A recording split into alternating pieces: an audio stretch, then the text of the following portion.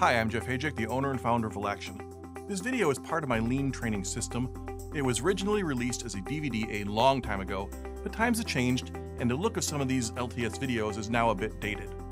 The content is still spot on though, so rather than just discontinue the line, I am posting the majority of each of the 36 videos here, with the remainder available at Velaction Videos. That's our video service where you can download a wealth of supporting content and watch subscriber-only videos. I recommend subscribing and hitting the notification button if you want to make sure you don't miss any new content. I would also really appreciate if you would hit the like button if this video is helpful and you want to see more content similar to it. The like button helps us get found on YouTube, but it also lets us figure out where you want us to put our future effort. Now enjoy the free version of this video. Welcome to Velaction Continuous Improvement's overview presentation on the Kaizen process. I am Jeff Hajek, the owner and founder of Velaction. I like to start each presentation by going over the objectives of what I hope you learn from it. The first objective is that you learn what a Kaizen event is. I'd also like you to get a working knowledge of how to conduct Kaizen activity using this process. Finally, I want you to see this Kaizen process as a framework to build upon. There are many tools that can be used in the improvement process. The structure I am about to go over will help you put those tools to use. So, I have been throwing around the term Kaizen a few times already. Let's talk now about what it means. It is a Japanese word consisting of two parts. The first is kai, meaning change, and it is combined with zen, meaning good. Put together, it means change for the better or improvement. I would like to take a moment here to broach the subject of using Japanese terminology. Lean has a strong connection to Toyota. Because of that, many of the tools and philosophies of Lean come from people studying Toyota's success. Many of the Japanese terms stuck. Your company will have to decide whether to stick with the Japanese terms or use the English versions. Either way is fine, but try to be consistent. My general preference is to use the Japanese version of the terms that are in common use and the English versions of those that are a bit more obscure. One of the challenges with translation is that it is not an exact science. The term Kaizen can be used to describe a handful of different activities. In the loosest translation, Kaizen includes daily improvement. These are small, frequent, incremental changes. They tend to be done by the people performing the process on a regular basis. This category might include things like getting a second small trash bin to avoid getting up to throw away some garbage. Kaizen activity may also include ongoing projects. This is closer to what most people recognize as their traditional form of project management. A team leader will coordinate a group of people who typically provide part-time support to the effort. The definition that we will be spending the majority of our time talking about in this presentation and in the subsequent ones that cover each stage of your Kaizen activity is that of a focused Kaizen event. Most commonly, you will see this as a 3 to 5 day project with between 6 and 10 people 100% focused on the team. In addition to the term Kaizen event, you may hear this type of project referred to as a blitz, a continuous improvement workshop, or a rapid improvement workshop. There are probably a handful of other names out there as well. So, what happens on a Kaizen event? Apart from the obvious, getting a team focused on a problem, the structure of the Kaizen event provides a way to easily apply Lean tools.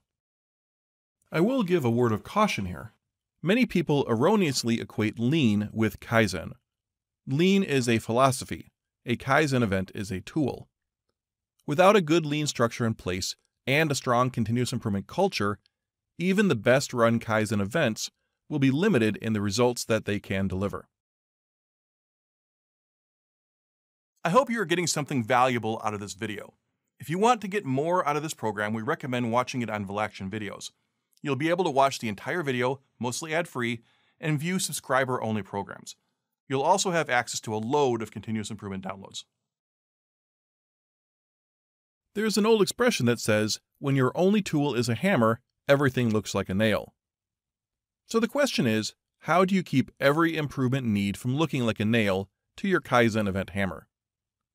Well, start by making sure you understand when this tool is appropriate to use.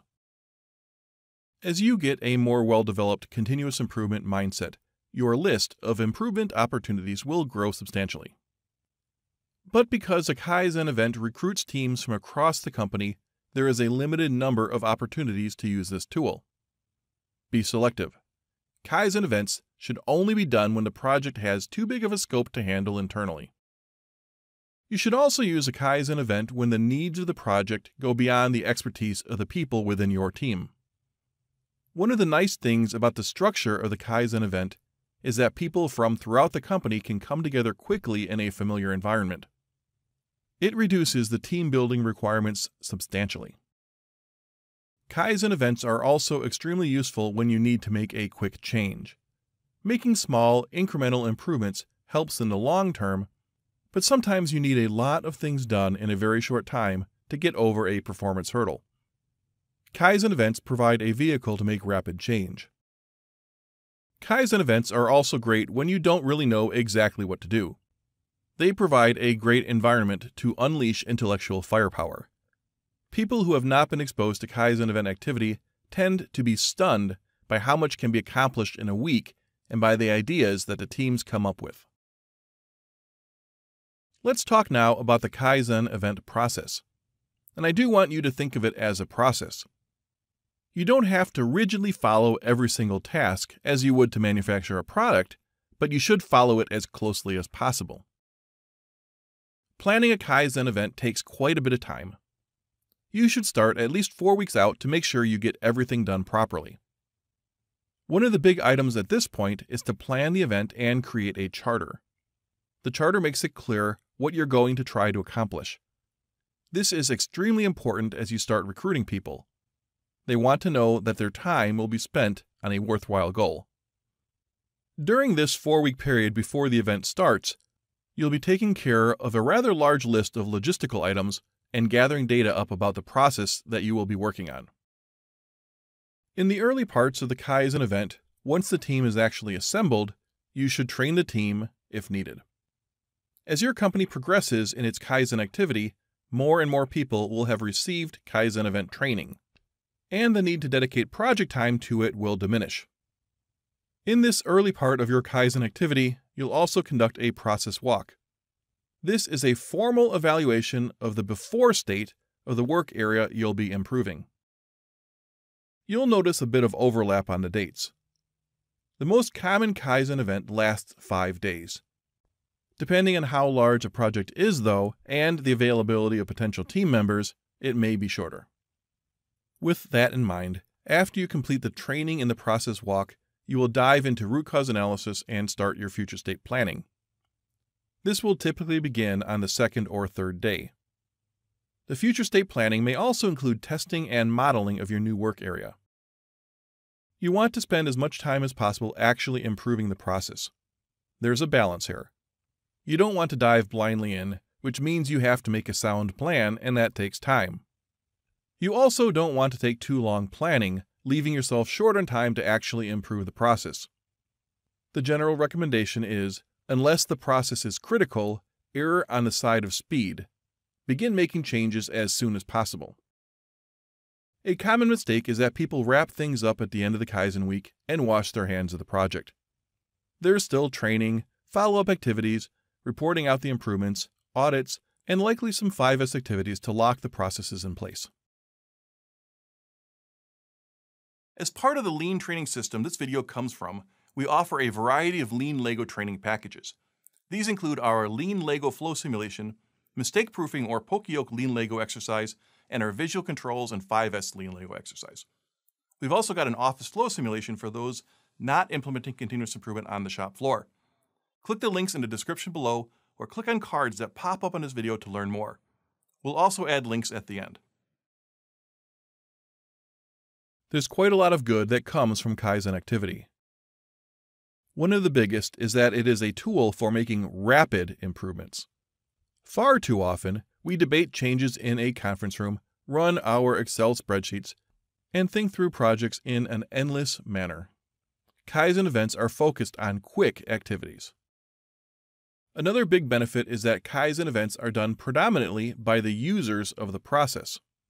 Their familiarity with the process also tends to come in handy when making improvements.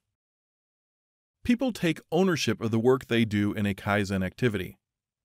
It is very empowering to be told by your boss, "Here are the resources you need, make things better." People are just not accustomed to that freedom. Being trusted in that manner creates an engaged workforce. Kaizen events also provide an on-the-job training platform. That's not to say every Kaizen event needs to be focused on teaching. Sometimes you just need to get things done and you pick an experienced team. But in many cases, you can use Kaizen events to build a skilled workforce. Finally, there is a tremendous benefit in teaching people how to use a structured problem-solving methodology. Kaizen events are based upon the PDCA cycle. That's plan, do, check, act. I cannot overstate the importance of this final benefit. Not only will you get better results, but you'll avoid a great deal of problems when trying to make improvements. So what's on the flip side of the Kaizen event coin? First of all, to do a Kaizen event right with a full team, it takes a lot of work to plan. I want to emphasize this. Don't cut corners. Show respect for the time of the people who are supporting your project. Kaizen events have a cost, and one of those costs is that people are not doing their normal jobs. That may mean overtime costs and a heavy workload on the people taking up the slack. Depending upon the type of work you do and the level of cross-training, this creates the potential to affect customers. You'll have to plan how to keep production up and avoid disruptions to customer service. Kaizen events also take a lot of support from many other teams. In addition to the teams that are giving up people to participate as team members, most larger companies have departments that support your innovation. This might be an IT group, the tooling team, maintenance, facilities, and human resources. Coordinating all those people can be a challenge. That challenge gets even greater if you have a bad reputation of supporting them when they need your help. Bottom line, it's hard to go it alone in the Kaizen event world. If Kaizen events were easy, everyone would be doing them all the time and they would bring no competitive advantage to your company. The truth is, they can be very challenging. I strive to make Kaizen events fit within the normal workday. My premise is that if you make Kaizen events into something always requiring exceptional effort, it is hard to sell as business as usual. I prefer a steady pace of reasonable Kaizen activity. Make it too hard or require too much overtime, and many people will start to avoid them. That said, even if you keep to normal work hours, the time actually spent in Kaizen events is pretty hard work. Now, not all problems are created equal. They tend to fall into the 4 quadrants of this matrix. If you are in a supermarket, you might come across the problem of choosing a brand of cookie. This is a relatively simple problem with hardly any risk. You'll also encounter more complex problems that also have a very low risk associated with them. Cooking a soufflé seems to be a fairly complicated task. But if you mess it up, there's not much downside. Blackjack, on the other hand, is not all that challenging to figure out. But it is a form of gambling, which implies that there is a great deal of risk associated with it. And it should come as no surprise that some big, important problems fall in the high complexity, high risk quadrant. Building a new factory would fall into this category. For low risk, simple problems, you would not need much structure to your problem solving. As you move up and to the right, you would want to start adding a bit more structure. Move even further, and you want to make sure you are using a structured approach, even if you choose to take a few shortcuts along the way. But when you get to the top right, you'll definitely want to be using a formal process. Whether this is a Kaizen event or a more structured long-term project management approach, there's no cutting corners here. One thing you'll find as you start using structure in your problem solving is that you'll get better at it. Essentially, this scale will slide up and to the right. Projects that you would not think of taking shortcuts on today might only require a loose structure down the road. I'm going to cover my bases here though, and tell you to skip steps at your own risk. I recommend using structure as much as possible for as long as possible until it becomes second nature. One of the things you'll find is that the more you do it, the more you'll find yourself doing it out of habit. I mentioned a few times about using a problem-solving process. What do I mean by that? Well, there are 4 basic methodologies that you will encounter.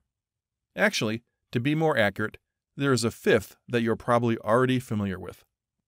The scientific method is a problem-solving process that you most likely learned in high school. If you recall, it has to do with forming a hypothesis and then proving or disproving it.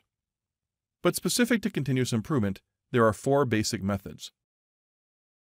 PDCA stands for Plan, Do, Check, Act.